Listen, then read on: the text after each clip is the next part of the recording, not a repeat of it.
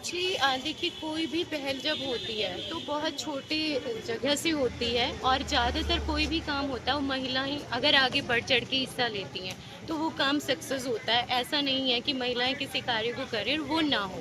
तो इसमें मैं यही कहूँगी कि कूड़ा अलग अलग रखना, क्योंकि हमारी किचन में ही सबसे ज़्यादा वेस्ट होता है। तो अगर हम अपनी किचन में ही सेपरेट डस्टबिन करेंगे तो वो काम हो जाएगा इजीली। और क्योंकि ये जो काम है इससे आने वाले टाइम में देखिए, जो जितनी बीमारियां हैं सब ज़्यादातर प्लास्टिक से रिलेटेड हैं। कैंसर है बहुत ज़्यादा आज के टाइम में चल रहा है। तो अगर हमें हम अपने आप को ना देख के अपनी आने वाली पीढ़ी को देखें, तो उसको बचाने के लिए हमें प्लास्टिक को तो अलग करना ही पड़ेगा, और उसकी पहल हम लेडीज़ ही करेंगे। तो मैं अपना जितना भी टाइम है मैं कोशिश करती हूँ कि मैं अपनी सोसाइटी को दूँ।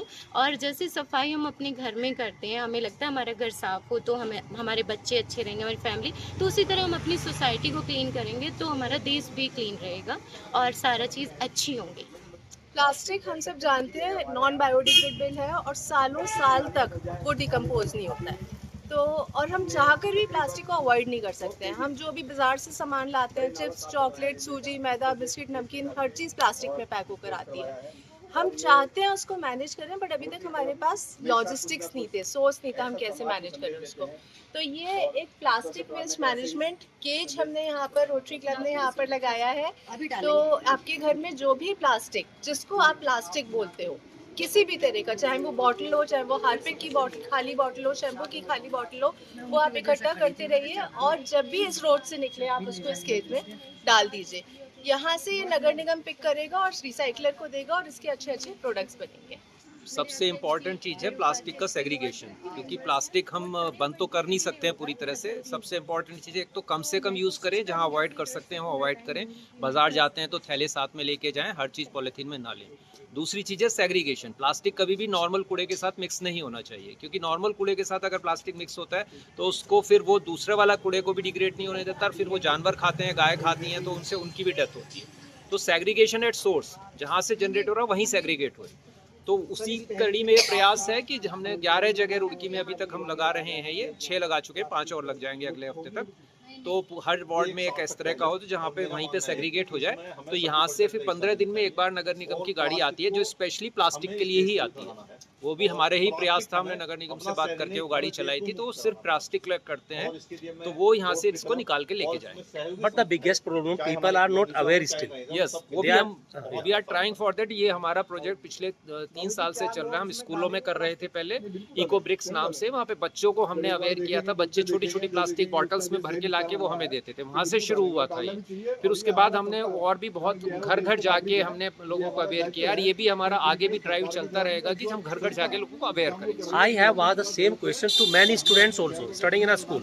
They are not aware why they are doing all the things.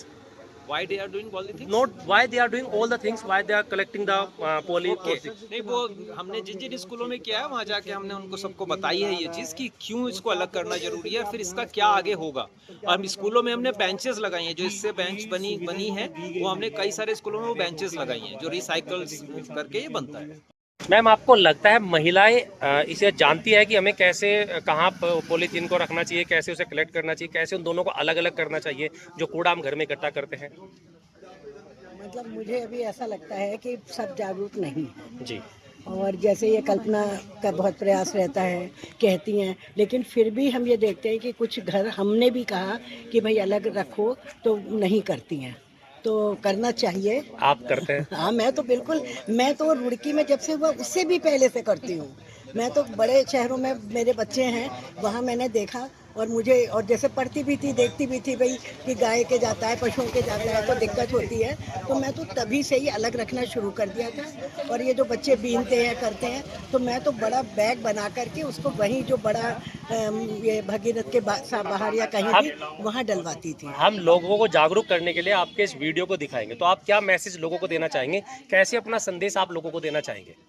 मैं ये कहना चाहती हूँ कि सबको जो है ये फॉलो करना चाहिए। और सबसे पहले तो एक बैग अपने साथ हमेशा रखना चाहिए।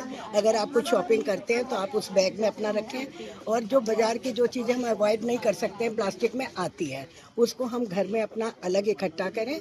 और उसके बाद ये जो जगह जगह रोटरी क्लब के प्रयास से केजेस रखे जा रहे हैं, उसके अंदर उस बैग को डालें, जिससे कि वो प्लास्टिक जो है वो इधर उधर बिखरी हुई ना मिले।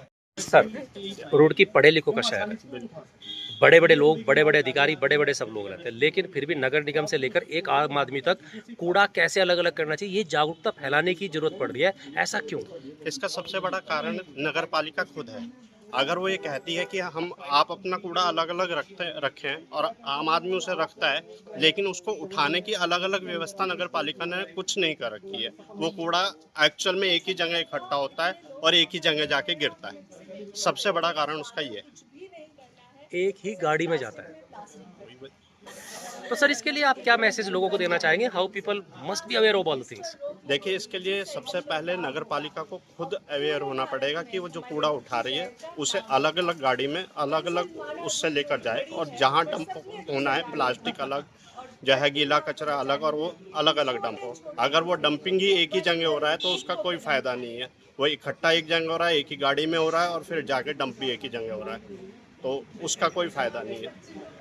देखिए, बच्चा कोई भी हो वो वही चीज़ करता है जो पेरेंट्स से सीखता है, और अगर पेरेंट्स शुरुआत करेंगे तो बच्चा डेफिनेटली उसको करेगा, क्योंकि बच्चा तो देख के ही चलता है। तो उसके लिए सबसे पहली शुरुआत पेरेंट्स को करनी पड़ेगी, और पेरेंट्स तब करेंगे जब वो अपनी सोसाइटी के लिए, अपने दूसरी फैमिलीज़ के लिए भी अवेयर होंगे। तो हमें अवेयर होना पड़ेगा कि आगे अच्छा हो, हम इन बीमारियों से कैसे निकलें। हर दूसरे आदमी को कैंसर है, हर दूसरे आदमी को आज प्रॉब्लम्स हैं, तो उनसे बचने के लिए यही है कि हमें अवेयर तो होना पड़ेगा। तो हमें लेडीज़ को ही अवेयर होना पड़ेगा सबसे पहले। हाँ, असली बात कूड़ा डंप करने की नहीं है, कूड़ा अलग अलग कैसे डंप करें, क्योंकि सवाल पार्षदों पे लेकर नगर निगम तक उठता है। नगर निगम की गाड़ी एक पूरे कूड़े को एक जगह एक गाड़ी में लेके जाकर डंप कर देती है। तो जिम्मेदारी आम नागरिक से ज्यादा नगर निगम की बनती है, और नगर निगम के आप पार्षद है तो जिम्मेदारी आपकी बनती है। हाँ, मैं ये चीज़ बहुत अच्छा क्वेश्चन करा आपने कि इसको अलग कैसा करा जाए। देखिए, ये हमने रोटरी क्लब के साथ मिलके एक मुहिम चलाई है कि प्लास्टिक क्या हो रहा था कि प्लास्टिक जो है कि गीले कूड़े में भी और जगह जगह नालों में भी, हर लोग जिसने भी गंदगी देखी, पन्नी देखी, नाले के अंदर फेंक दी। हमें भी जागरूक होना पड़ेगा। खाली ये नहीं है कि हमने मतलब पन्नी ली और इधर उधर फेंक दी। ये इसीलिए चीज़ें हमने लगाई गई हैं कि ये जो एक जगह इकट्ठा होने के बाद यहाँ पे हर वार्ड के अंदर लग रही हैं। नगर निगम इसमें सहयोग कर रहा है, और नगर निगम ने गाड़ी भी एक अलग से चलाई है, हफ्ते में एक बार वो हर वार्ड के अंदर घूम रही है, और वो सिर्फ प्लास्टिक ही इकट्ठा कर रही है। उसका ड्यूटी यही है कि सिर्फ प्लास्टिक करना, गीला और वैसा अथवा कोई कूड़ा नहीं। तो हमने नगर निगम जो हमारा डंप यार्ड बना हुआ है, वहाँ भी अब हमने प्राइवेट कंपनी को इसका पूरा का पूरा ठेका, आपने देखा ही होगा, जा चुका है। तो इसको कूड़े को अलग करा जाएगा, वहाँ प्लास्टिक अलग करा जाएगा, गीला अलग करा जाएगा, जो वेस्टेज है, जो खाद बन सकता है उसको अलग करा जाएगा। इस पर वर्क चल रहा है। ये भी जल्द से जल्द बिल्कुल हमारा वो तैयार हो जाएगा। जब ये सुविधाएं पूरी हो जाएंगी तो कूड़े की जो समस्या रुड़की के अंदर जो पनपी जा रही है, जगह जगह बीमारियां फैल रही हैं, तो बिल्कुल भी नहीं आएगी। तो आपके चैनल के माध्यम से मेरा ये भी निवेदन है कि आप इसके अंदर गीला कूड़ा या अथवा गंदगी वगैरह ना डालें, सिर्फ इसके अंदर प्लास्टिक ही डालें, क्योंकि प्लास्टिक जो है हमारे जीवन के लिए जहर है। ये प्लास्टिक की पन्नी जो है 50 साल तक भी गलेगी नहीं, जो कि तू पड़ी रहेगी। तो एक ये बहुत अच्छी मुहिम है कि हम इसको मतलब ख़त्म करें धीरे धीरे, जो ये जहर फैलता जा रहा है। इसमें हमें पब्लिक का भी सहयोग चाहिए, आप सबका भी सहयोग चाहिए।